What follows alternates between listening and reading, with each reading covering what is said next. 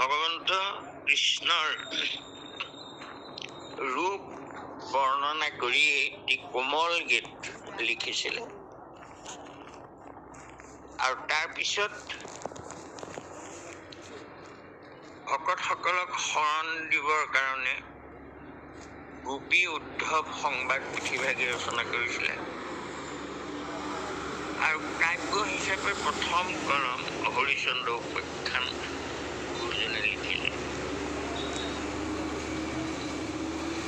আৰু সেই কাহিনী ভাগ হৰিচন্দ্ৰ উপাখ্যান ভাগ মাৰ্কেন্দ্ৰ পুৰাণৰ পৰা আনি পেলাই লিখিলে। এতিয়া আমাৰ বহু লোকে তাৰমানে কয় যে ধৰ্মনীতি আৰু ৰাজনীতি এই দুটা বেলেগ বস্তু। বহুতেই কয়, প্ৰায়বোৰ ৰাজনীতিবিদেই ভাবে যে ধৰ্ম তেওঁলোকৰ তাৰমানে পৃথক বস্তু আৰু ৰাজনীতিটো এটা পৃথক বস্তু। এই দে বুলি ভবা সকলৰ তাৰমানে ধৰ্ম সম্পৰ্কে সঠিক তাৰমানে শুদ্ধ তাৰমানে শুদ্ধ জ্ঞান নাই বুলিয়ে কওঁ মই। সেইসকলে ভাবে, কিন্তু তেওঁলোকেতো এইবোৰ অধ্যয়নেই কৰা নাই, তেওঁলোকে সেইকাৰণে তেনেকুৱা মন্তব্য কৰে। কিন্তু নিপতিৰ ভিতৰত কোন শ্ৰেষ্ঠ বুলি কোৱা হৈছে? নদীসু গংগা, নাৰীসু ৰম্ভা, নিপতিসু ৰাম, পুৰুষেষু বিষ্ণু, কাব্যেষু মাঘ, কবি কালিদাস। এই বুলি কোৱা হৈছে যে নদীৰ শ্ৰেষ্ঠ গংগা আৰু এই ধুনীয়াৰ ভিতৰত নাৰীৰ ভিতৰত ৰম্ভা সুন্দৰী আৰু পুৰুষেষু বিষ্ণু, পুৰুষৰ ভিতৰত বিষ্ণু আৰু নিপতিসু ৰাম, নিপতিৰ শ্ৰেষ্ঠ ৰাম আৰু কবি কালিদাস, কবিৰ ভিতৰত শ্ৰেষ্ঠ আছিলে কালিদাস। আৰু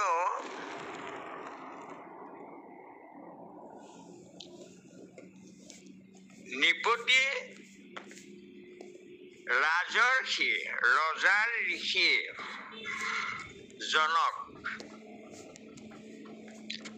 গতিকে ৰাম ৰজাৰ শ্ৰেষ্ঠ ৰাম আৰু ৰাজৰ্ষি জনক। গতিকে এই সকলক ধৰ্মৰ লগত সংগতি নাই বুলি ভবাটো ৰাজনীতি হ'বনে? গতিকে মহাপুৰুষ শ্ৰীমন্ত শংকৰ গুৰুজনেও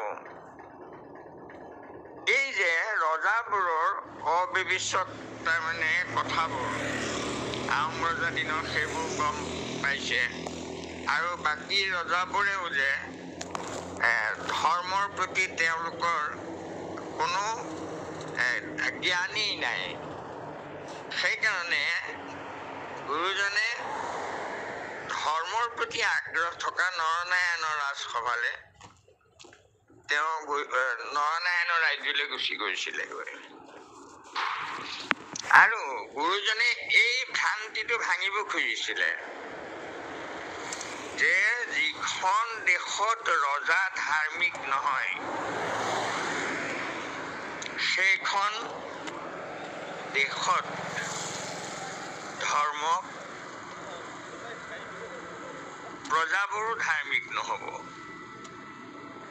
আৰু ৰজা ধাৰ্মিক হ'লে তাক ধৰ্ম প্ৰচাৰ কৰা সুবিধা হ'ব, ৰজাই সহায় কৰিব। ধৰ্মৰ ভিতৰত তাৰমানে ৰাজধৰ্ম, ঈশ্বৰ আৰু দেৱতাৰ সৌন্দৰ্যৰ দৃশ্যৰ গতিকে এই দুয়োটা সংগতি ৰক্ষা কৰি পেলাই মহাপুৰুষে প্ৰথমতে এজন ৰজাৰ চৰিত্ৰ কেনে হোৱা উচিত এইটো প্ৰমাণ কৰিবৰ কাৰণে হৰিশ্চন্দ্ৰ উপাখ্যান গুৰুজনৰ প্ৰথম কলম আৰু তাতেই গোটেই কথাখিনি দেখুৱাই দিলে যে হৰিশ্চন্দ্ৰ কেনেকুৱা ৰজা। তেওঁক যেতিয়া স্বৰ্গলৈ নিবলৈ ইন্দ্ৰ আহে তেতিয়াও তেওঁ গৈ অকলে স্বৰ্গলৈ নাযায়। অকলে স্বৰ্গলৈ মই নাযাওঁ বুলি ক'লে কেনেকৈ মোৰ প্ৰজাবোৰো লগত নিব লাগিব সকলোকে। তেতিয়া ইন্দ্ৰই তেওঁক প্ৰশ্ন কৰিছে যে প্ৰজাবোৰ কেনেকৈ যাব। তেতিয়া ক'লে যে মই যেনেকৈ যাম মই কেনেকৈ যাম, তুমিতো বহুত ধৰ্ম কৰিলা, পুণ্য কৰিলা, দান দিলা, তোমাৰ ৰাজ্যখনৰ দৰিদ্ৰ কৰিলা। আৰু তেতিয়া হৰিশ্চন্দ্ৰই ক'লে যে মই ৰজা নোহোৱা হ'লে এইবোৰতো কৰিব নোৱাৰো। বোলে নোৱাৰা, সেইকাৰণে তুমি তোমাৰ পুণ্য অশেষ। মোক ৰজা কোনে পাতিলে, মোক ৰজা বুলি কোনে পাতিলে, কৰ বৰঙণি এইবোৰ প্ৰজাই মোক দিয়ে, ৰাজভঁৰাল টনকিয়াল কৰে। গতিকে সেই প্ৰজাৰ কাৰণে মই নিপতি হলো। বোলে হয়, তেতিয়াহ'লে যাহাৰ নিমিত্তে মই বোলাও মহাৰাজ তাকো এৰি স্বৰ্গত নাহিকে মোৰ কাজ। নাযাইব স্বৰ্গক মই স্বৰ্গসিতো নহে, প্ৰজাই সহিতে মোক নৰকত সোহে। এই বুলি তেওঁ আপত্তি কৰিলে। আৰু তেতিয়া ক'লে যে মই ৰজা যেতিয়া এই প্ৰজাসকল মোৰ প্ৰজা, গতিকে তেওঁলোকে মোক ৰজা পতাৰ কাৰণে মই পুণ্য উপাৰ্জন কৰিলো, গতিকে মোৰ সমস্ত পুণ্য মই প্ৰজাক দি দিলো। আৰু তেতিয়াই ইন্দ্ৰই সকলোকে তাৰমানে লৈ গল। গতিকে সেই ৰজাৰ কেনেকুৱা হ'ব লাগে। আৰু মই কওঁ কেতিয়াবা যে হয় কথাটো, প্ৰজাই সহিতে মোক নৰকত সোহে বুলি কয় ৰজাই। যিজন ৰজাই সেইজন ৰজা বিচাৰিছে মহাপুৰুষে, তেনেকুৱা ৰজা হ'ব লাগে। কিন্তু আমাৰ ৰজাই কি কৰে আকৌ, আমি যাক তাৰমানে গাঁৱৰ পৰা উলিয়াই পঠিয়াও, তেওঁ আকৌ গৈ তাৰমানে ৰাজধানীত ঘৰ দুৱাৰ বনাই পৰিয়াল নি পেলাই নিজে ৰজা হৈ গৈ দিল্লীলৈ পঠিয়াও, তেওঁলোকে দিল্লীত হেৰি কৰেগৈ। গতিকে সেই মানুহবোৰে যিসকল প্ৰজাই তেওঁলোকক ৰজা পাতিলে, সেই প্ৰজাৰ ফালে চাবলৈ তেওঁলোকৰ সময় নাইকিয়া। গতিকে সেই ৰাজনীতিবিদবোৰে ধৰ্ম আৰু তাৰমানে ৰাজনীতি আৰু ধৰ্মনীতি যে বেলেগ তাকে নকৈ কি কব। গতিকে সেইকাৰণে এই হৰিশ্চন্দ্ৰ উপাখ্যান ভাগিত ভাৰ্যা কেনে হ'ব লাগে, ৰাণী কেনে হ'ব লাগে, ৰজা কেনেকুৱা হ'ব লাগে, আৰু কেনেকৈ ধৰ্ম ৰক্ষা কৰিব পাৰে।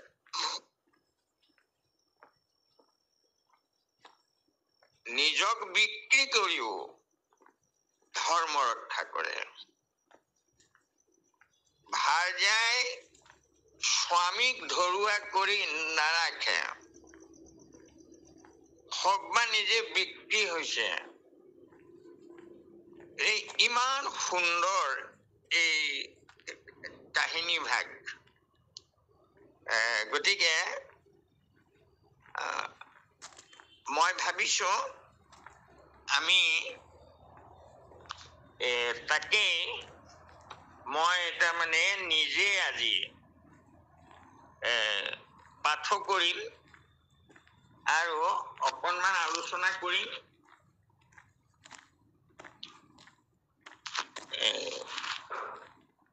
কৃষ্ণ কৃষ্ণ।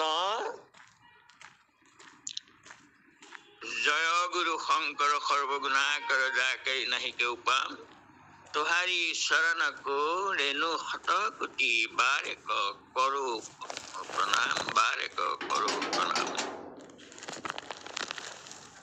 श्री श्री कृष्णाय नमो नमः। नमो नारायण निरंजन जग जीव पुराण पुरुष ऋषिकेश सदा शिव दानव दलन दामोदर आदि देव दंडवते परि केशव करो सेव।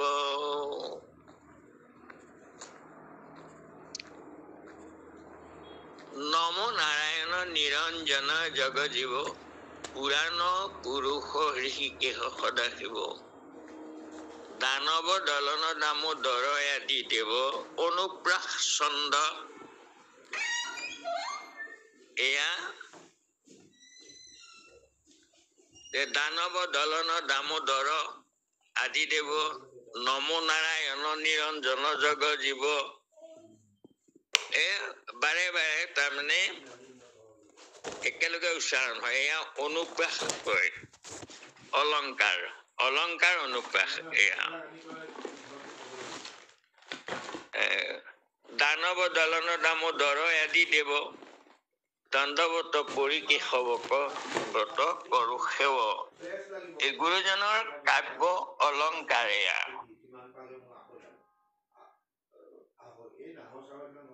হে নিৰঞ্জন জগজীৱ পুৰাণ পুৰুষ তেৱে পুৰাণ পুৰুষ তেওঁ অৰ্থাৎ তেৱে আদি পুৰুষ আৰু তেওঁৰ ওপৰত কোনো নাই। আৰু দানৱ দলন দামোদৰ আদি দেৱ তেৱে আদি দেৱ দণ্ডৱতে পৰি কেশৱক কৰো সেৱ। এয়া বুজি পাইছে সকলোৱে। কৃষ্ণ পাদ পদ্ম যুগ হৃদয়ত ধৰি গুৰুৰ চৰণ মনে শিৰোগত কৰি মাৰ্কণ্ডেয় পুৰাণৰ কথাতে প্ৰধান অপয়াৰে ৰচিবু হৰি চন্দ্ৰ উপাখ্যান।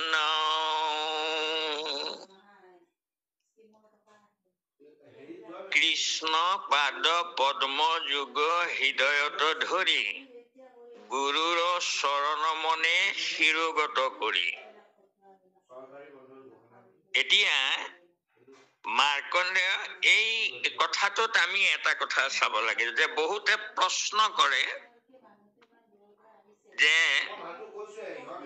শংকৰদেৱৰ গুৰু কোন, যে শংকৰদেৱৰ মাধৱদেৱক প্ৰশ্নই কৰিলে যে তোমালোকৰ গুৰু কোন।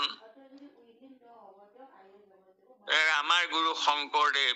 শংকৰদেৱৰ গুৰু কোন বুলি কওঁতে তেওঁ অলপ থতমত খালে। আৰু যেতিয়া গুৰুজনক সোধাই হল তেতিয়া কলে যে তুমি বুলি নকলা কিয়। এইদৰে উত্তৰটো দিলে যে ভকতেহে মোৰ গুৰু স্বৰূপ স্বভাৱ যেন বায়ু আকাশৰ নাহি ভিন্ন ভাৱ। সেইটো অৰ্থত। কিন্তু পৰমাৰ্থিক দিশত যে তেওঁ তুমি নিজ পিতৃ গুৰু ইষ্ট মোৰ, যে এই বুলি গুৰুজনে নিজৰ গুৰুৰ পৰিচয় দি গৈছে। এতিয়া গুৰু শব্দৰ অৰ্থটো কি হয়? গুকাৰ প্ৰথম বৰ্ণ মায়াদি গুণ ভাৱক ৰুকাৰ দ্বিতীয় বৰ্ণ মায়া ভ্ৰান্তি বিমোচক। গু শব্দই অজ্ঞান আৰু আন্ধাৰক বুজায়, ৰু শব্দই পোহৰ বুজায়, অৰ্থাৎ জ্ঞানক বুজায়, জ্ঞানৰ পোহৰ সেয়া। এতিয়া আমি যদি এই কথাটো চিন্তা কৰো, গুৰু কোন? গুৰু শব্দৰ অৰ্থ কি? বুলি জ্ঞান। আমাৰ ভকতি পন্থত জ্ঞানে গুৰু বুলি কওঁ আমি। জ্ঞানে গুৰু, বিজ্ঞানে দেও, তদঙত নাম, ৰহস্যত ভকত। গতিকে পৰমাৰ্থিক দিশত প্ৰকৃততে গুৰু জ্ঞানেই গুৰু।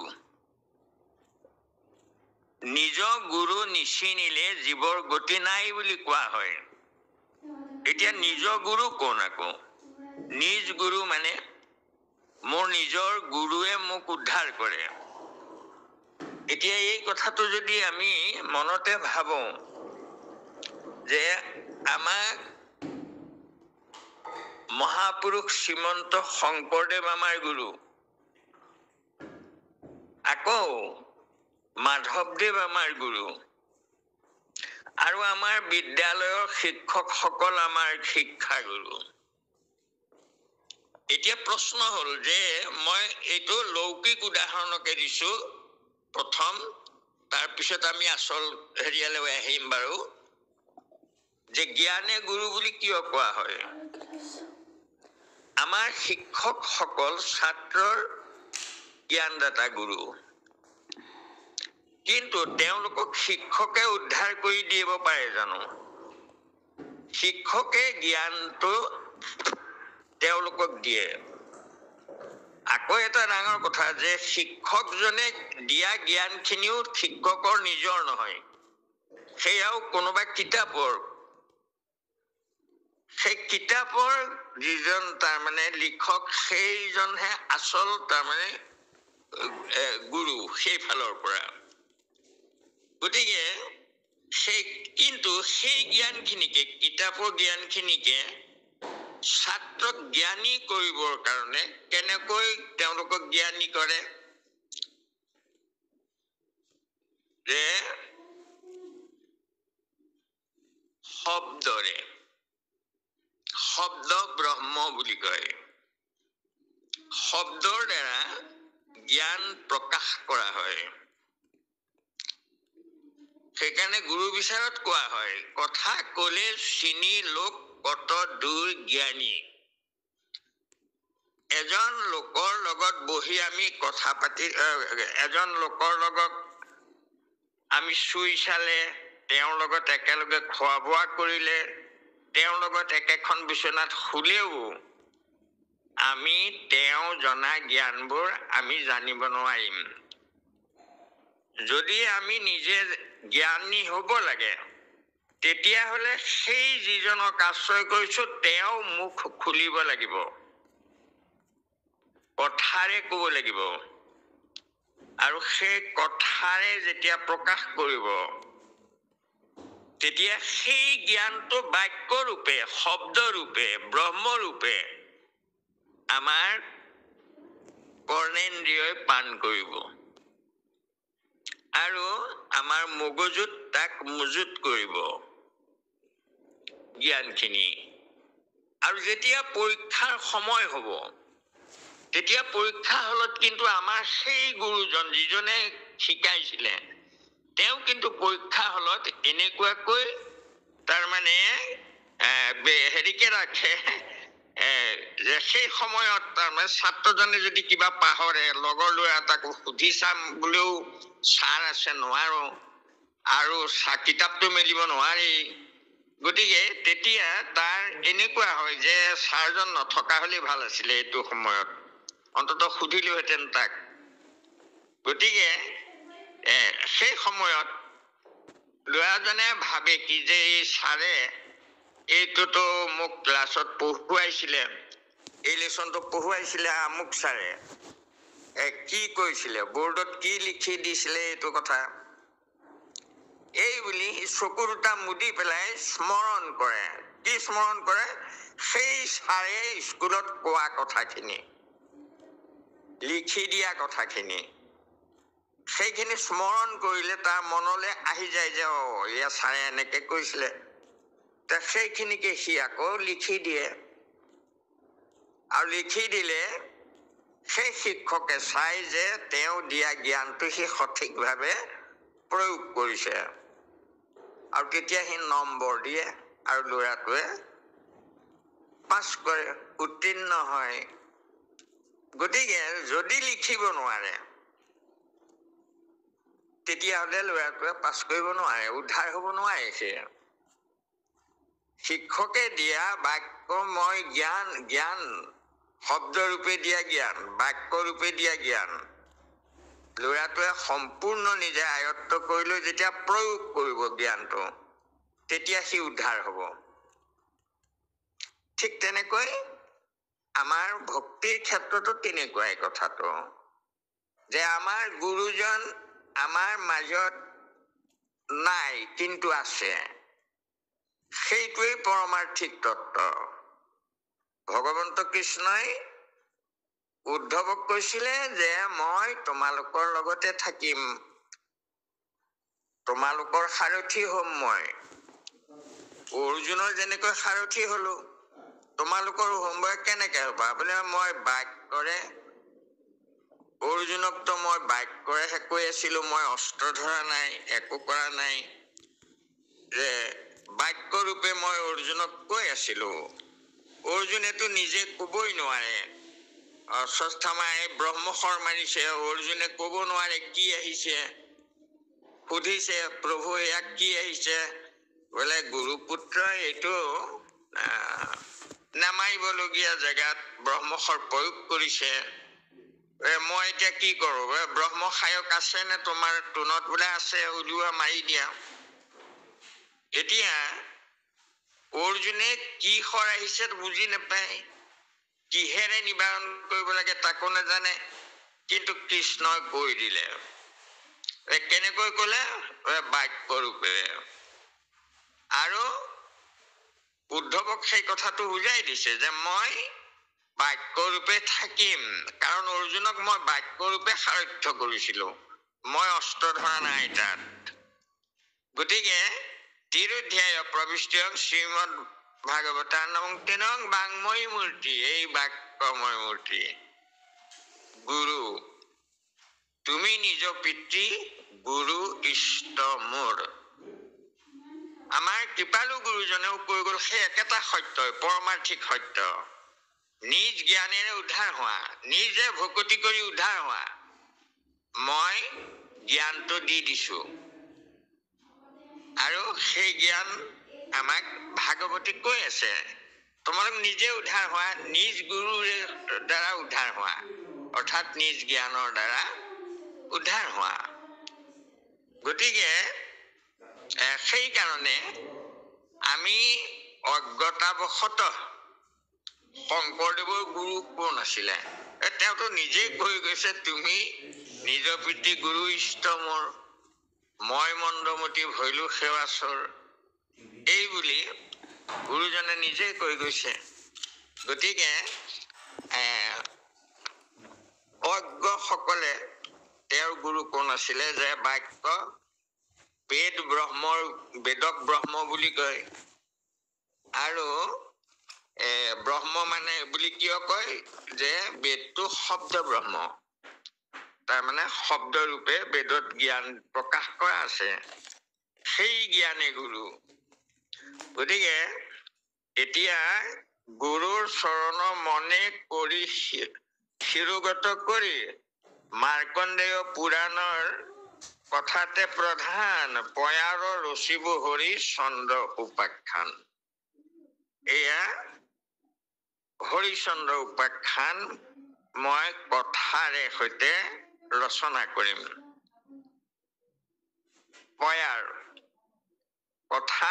কথাতে প্ৰধান, আৰু পয়াৰ চন্দ্ৰতে ৰচনা কৰিম। জয় জয় হৰিচন্দ্ৰ নিপতি তিলক, ৰাজসূয় যজ্ঞ যজি ত্ৰিদশ দেৱক সশৰীৰে স্বৰ্গে গৈলা সমস্ত নগৰে কৃষ্ণৰ চৰণে পদ ধনিলা শংকৰে। যে সশৰীৰে স্বৰ্গলৈ গলগৈ। এয়া কব সেই কাহিনীখিনি। ৰাজসূয় যজ্ঞ যদি ত্ৰিদশ দেৱতাক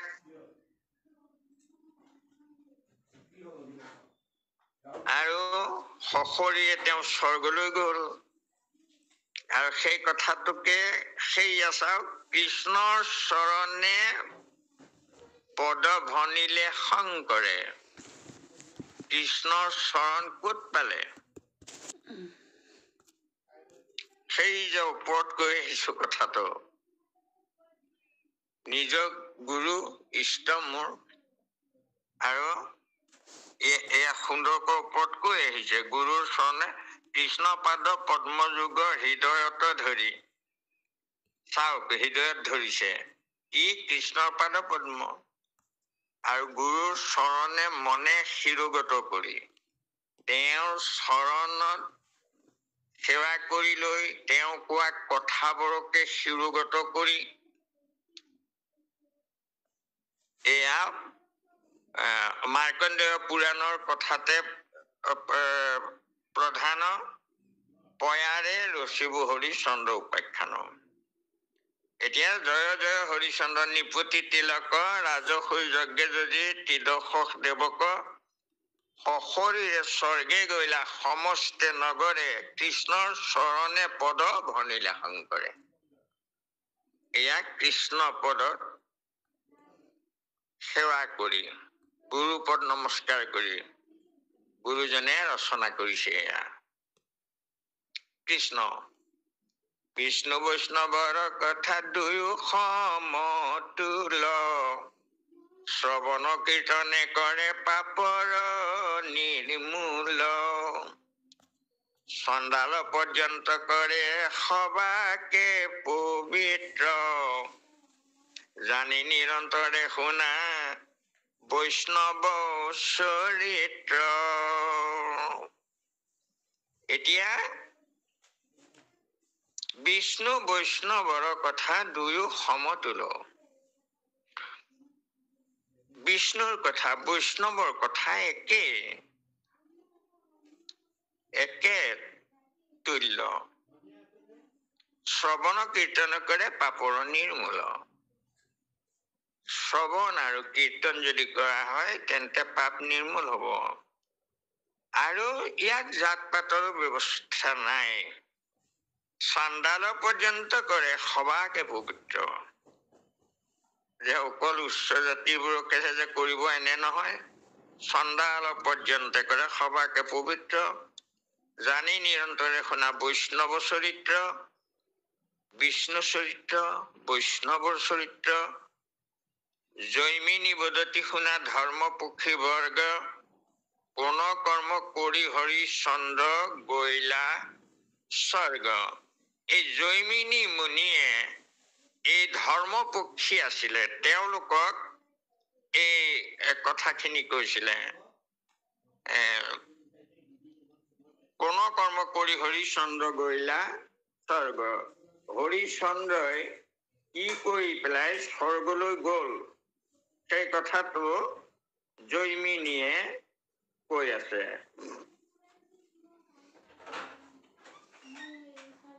চাব এই কথাটো জৈমিনীয়ে কৈছে, মানে এয়া পুৰাণৰ কথা, মাৰ্কণ্ডেয় পুৰাণৰ কথা। কি কাৰণে কদৰ্থিলা বিশ্বামিত্ৰ ঋষি, কহিউক ৰাজা মত পৰম হৰিষি। কি কাৰণে ৰজাই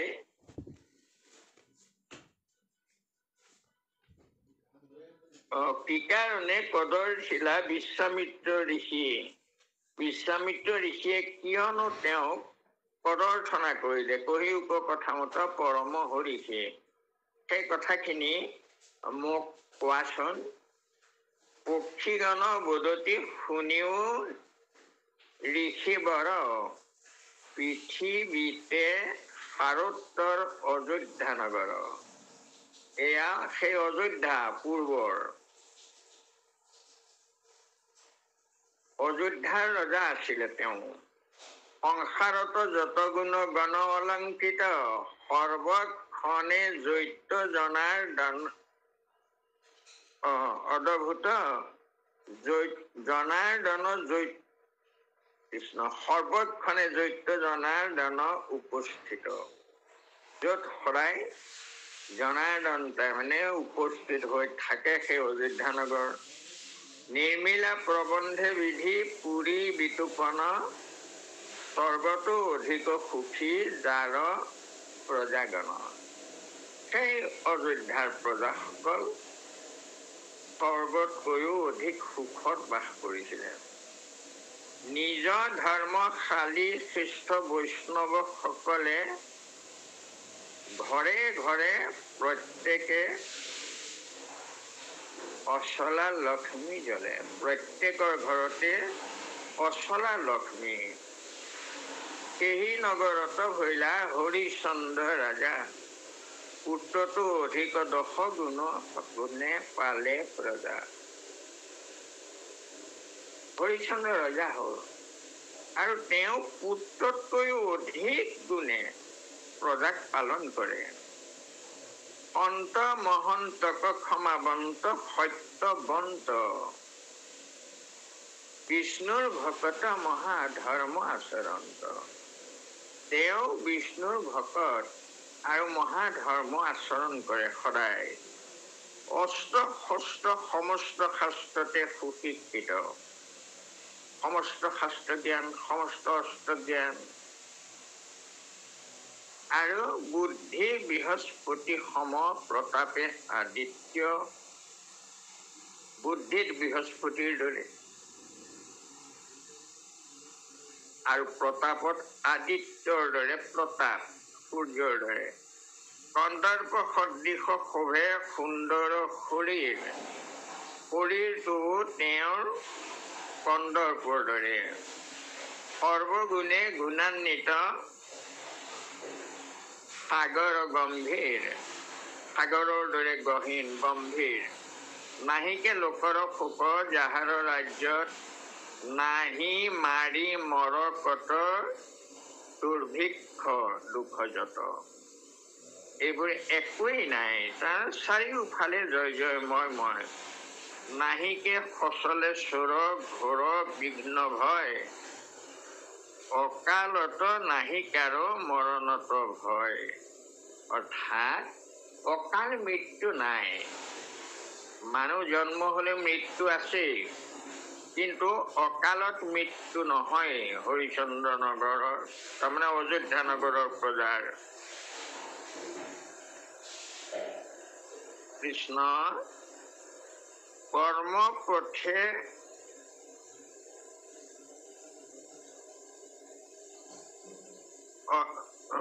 কৃষ্ণ কৰ্মপথে থাপিলন্ত পৃথিৱী মণ্ডল,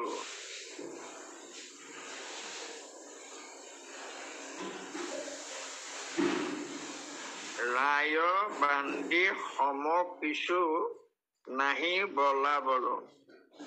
ধৰ্মপথে আছে দেউ, ধৰ্মপথে থাপিলন্ত।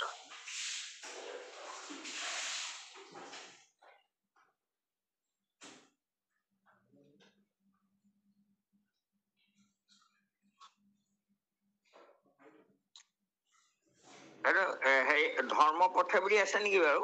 হয় দেউতা, ধৰ্মপথে আছে। হয়, এইখনত তাৰমানে কৰ্মপথে থাপিলন্ত পৃথিৱী মণ্ডল বুলি আছে।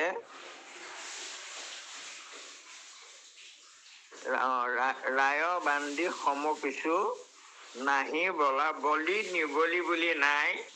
তে ৰজা বান্ধি সকলো সম পৰ্যায়ৰ। কৃষ্ণ মহাসুখে প্ৰজা যেন বৈকুণ্ঠত বাসে, স্বৰ্গ মৰ্ত্য পাতাল ব্যাপিল যাৰ যশে। তেওঁৰ যশে স্বৰ্গ মৰ্ত্য পাতাল ব্যাপী গ'ল। কৃষ্ণ পৃথিৱীৰ ৰাজাগণে জাক বলে নাটে, পৰদীয়া ৰাজাগণে ভৃত্যৱতে হাতে। তেওঁ পৃথিৱীৰ ৰজাইও তেওঁৰ সমকক্ষ কোনো হ'ব নোৱাৰে, তেওঁৰ সমান বলি হ'ব নোৱাৰে, আৰু কৰ বৰঙণি সকলোৱে তেওঁক হাতে। জল সাগৰক লাগি ভৈলা অধিকাৰী, তাৰমানে সসাগৰা পৃথিৱী তেওঁ অধিকাৰী হ'ল।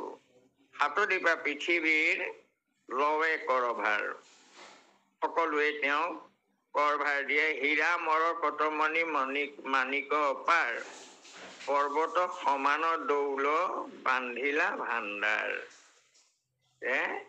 তেওঁ পৰ্বত সমান দৌল বান্ধিলা ভাণ্ডাৰ, কিহেৰে? হীৰা মৰকত মণি মাণিক ইত্যাদি এইবোৰ পৰ্বতৰ দৰে দম কৰি তেওঁ ভাণ্ডাৰ বান্ধিলে। যেহি ভীতি শান্ত চাৱে কৃষ্ণ, সুবৰ্ণ ৰজত যত তাক কোনে লেখে। যেহি ভীতি চক্ষু চাৱে ৰত্নময় দেখে, চাৰিওফালে ৰত্নময়, তাৰমানে স্বৰ্ণপুৰী তৈয়াৰ কৰিলে। লক্ষ কোটি শকতে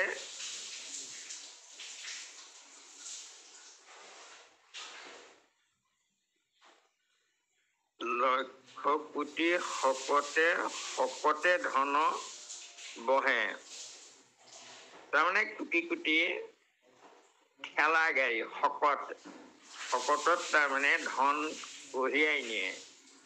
ধন ভৰে তল যায় অযোধ্যা নসহে, ইমান ধন আছে যে অযোধ্যা নগৰখন যেন ডুবি যাব ধনৰ ভৰত।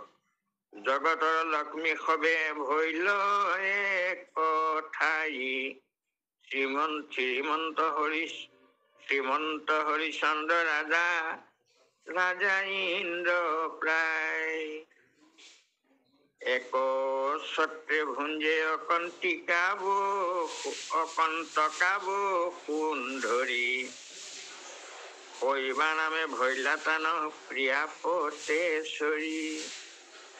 ত্ৰিৰত্ন মাজে দেখি গুণৱতী সখী, পত্নী পাৰ্বতী পতিব্ৰতা পুণ্যাৱতী। পত্নী পাৰ্বতী যেনেকুৱা পতিব্ৰতা, ঠিক তেওঁ তেনেকুৱাই পতিব্ৰতা। পতি প্ৰাণ পতি জ্ঞান পতিকে হে ধ্যান, পতিব্ৰতী দেখে তপনত নাহিয়ান। নিপতিৰ প্ৰাণত অধিক আতি স্নেহ, যেন গৌৰী শংকৰেও ভিন্ন ভৈল দেহ। স্বৰ্গত তিৰন্তে যেন শশী পুৰন্দৰ, লক্ষ্মী সমন্বিতে যেন কেলিকে খবৰ। এয়া অৰ্থাৎ ৰজা যেনেকুৱা তেওঁৰ ভাৰ্যাও তেনেকুৱা। গৌৰী শংকৰ আমাৰ আশীৰ্বাদ দিওঁতে আগৰ শুনো বুঢ়া লোকে কয়, হৰগৌৰী বসতি হওক। কিয় কয়? কাৰণ পাৰ্বতীক শিৱই ধৰ্মৰ লগত সংযোগ কৰি দিছিলে। তুমিও পাৰ্বতী লোৱা কৃষ্ণত শৰণ, হৈবাহা অমৰ তুমি গুচিবে মৰণ। তুমি আমি কৰো যেবে হৰিত ভকতি, তেবে আমাৰ শাক কণে পাই পৰিধৃতি। আজি ধৰি হৰি গুৰু তাহাংক মানিবা, সৰ্বকৰ্তা বুলি মনে ভাবিয়া ধৰিবা।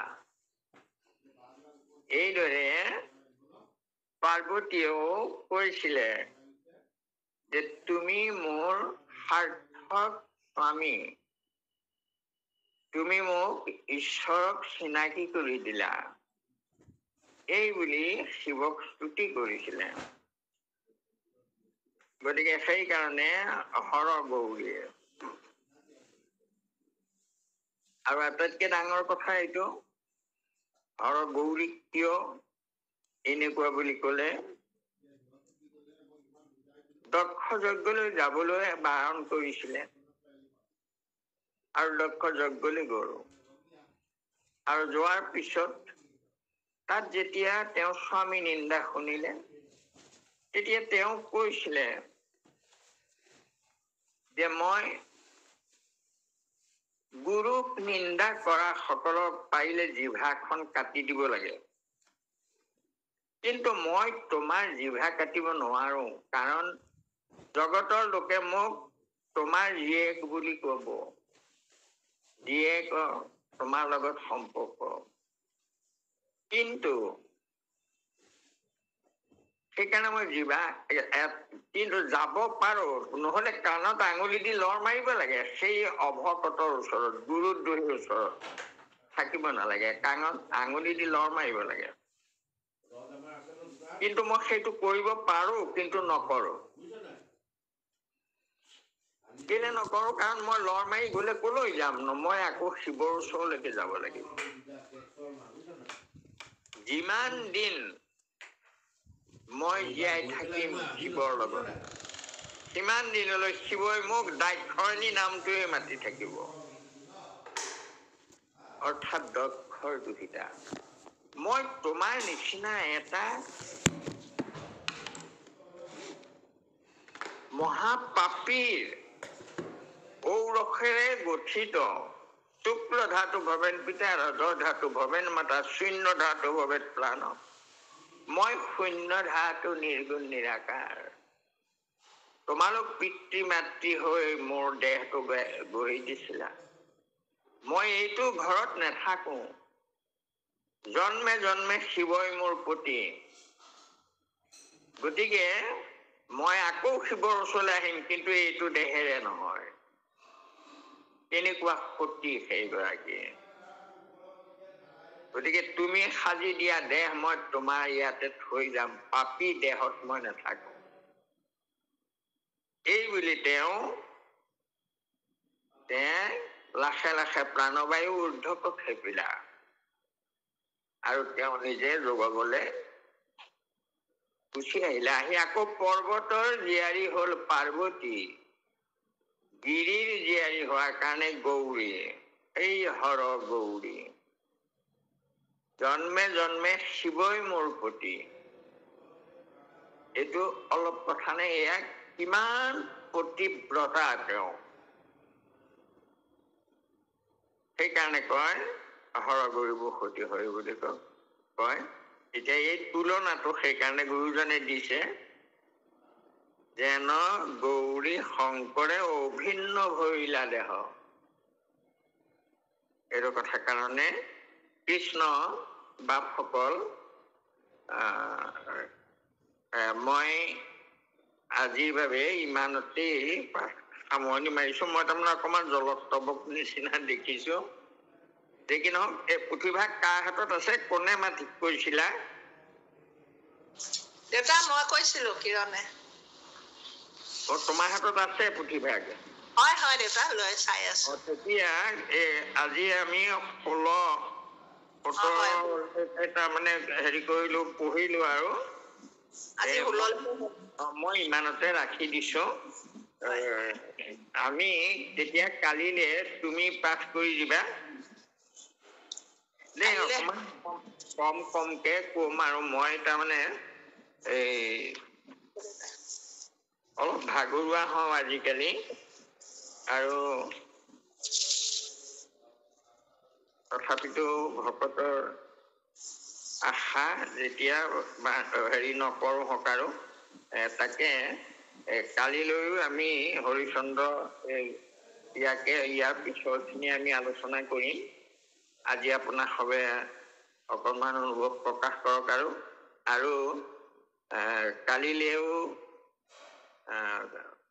পৰহিলেও যদি আৰু আপোনাৰ সকলে হেৰি কৰে, তেতিয়া হওক আৰু এয়াই হওক আৰু সেয়া তাৰমানে অনাদিপাতন নহ'ব।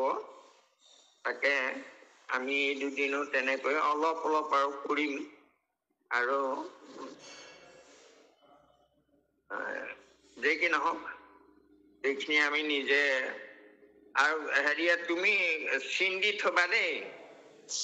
হয় দেউতা, মই চিন দি থৈছো। মই নহলেও আৰু বেলেগক পঢ়াম। মই কাইলৈ অধিৱেশনলৈ যাম বুলি ভাবিছো। কৃষ্ণ নহলেও বেলেগক পঢ়িবলৈ কম বাৰু। মই চিন দি থৈ দিছো। কৃষ্ণ। নহয়, তোমাৰ হাতত আকৌ কিতাপখন থাকিলে কেনেকে পঢ়িব? নহয়, আৰু বেলেগৰ হাতত আছে নহয়। আমাৰ প্ৰণাম কৃষ্ণ হয়গে বাবু। আছে নহয়। আছে আছে আছে মোৰ ওচৰত। হয়। হ'ব তেনে তেতিয়া তুমি পঢ়িবা। কৃষ্ণ। মই কিবা এটা পঢ়িম বুলিয়ে ভাবিছিলো। এই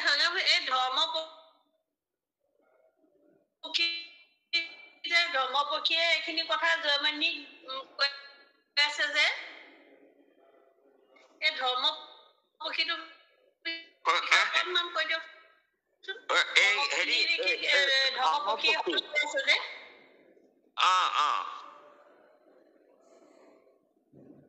এই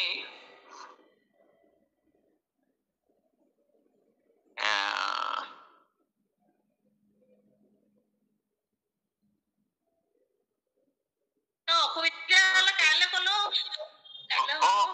ৰবা, মই কথাটো তাৰমানে হেৰিয়াত এই অকণমান পাহৰি গৈছো। তাৰমানে এতিয়া কথাটো হেৰিয়াত এই ধৰ্মপক্ষী তাৰমানে জন্ম কাহিনীটো আছিলে হেৰিয়াৰ এইটো মই তাৰমানে ফটকে পাহৰি গৈছো দেই কাহিনীটো।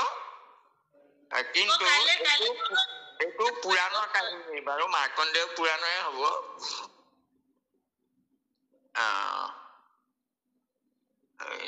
হেৰিয়া মই অকমান হেৰিকে কব লাগিব দেই। ধৰ্মপক্ষী তাৰমানে হেৰিয়াত এই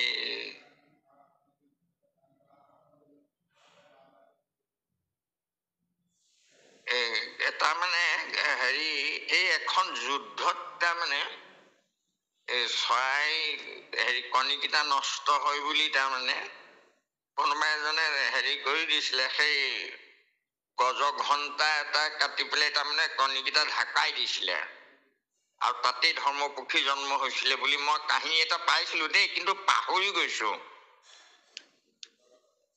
হ'ব বাৰু, মই হেৰি কৰিম, চিন্তা কৰিম। তুমি কালিলে তেনেকৈ পঢ়ি দিবা। কৃষ্ণ কৃষ্ণ কৃষ্ণ প্ৰভু। অপৰাধ বিনাশন তজু নাম নাৰায়ণ, জানি নামে পখিলো শৰণে, আনৰ গতি নাহিকে মৰণে। অপৰাধ ক্ষমা কৰি তুমি দয়াশীল হৰি, মোক ৰক্ষা কৰিও চৰণে, মোক ৰক্ষা কৰিও চৰণে। কৃষ্ণ কৃষ্ণ। শ্ৰীমন্ত শংকৰ হৰি ভকতৰ, জানা যেন কল্পতৰু, তাহান্ত বিনাই নাই নাই নাই আমাৰ পৰম গুৰু। তাহান্ত বিনাই নাই নাই নাই আমাৰ পৰম গুৰু।